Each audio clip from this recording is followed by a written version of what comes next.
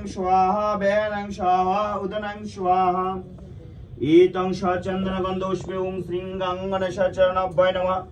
ईतं चंदनगंधोष्पे ओं श्रीं गंगणेशाचरणाभ्याय नमः तं चंदनगंधोष्पे ओं श्रीं गंगणेशाचरणाभ्याय नमः एतस्यादिवदं बद्धं नमः श्रीं गंगणेशाय नमः तस्यादिवदं बद्धं श्रीं गंगणेशाय नमः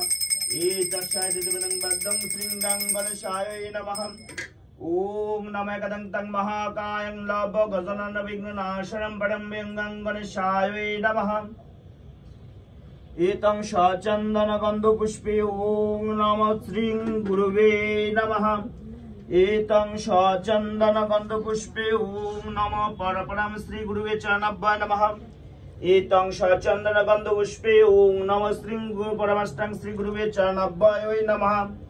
एतस्यादिवदं बद्धं ओम श्रीं गुरुवे नमः तस्यादिवदं बद्धं परपरम श्री गुरुवे चरणाभ्याय नमः एतस्यादिवदं बद्धं परमष्टं श्री गुरुवे चरणाभ्याय नमः ओम नमः खंडमंडलकारं व्यक्तं जन चरचरं तत्पदं दृश्यतं जन तस्मै श्री गुरुवे नमः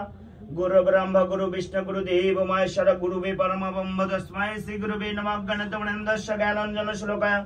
चक्षुर्लितं जन तस्मै श्री गुरुवे नमः।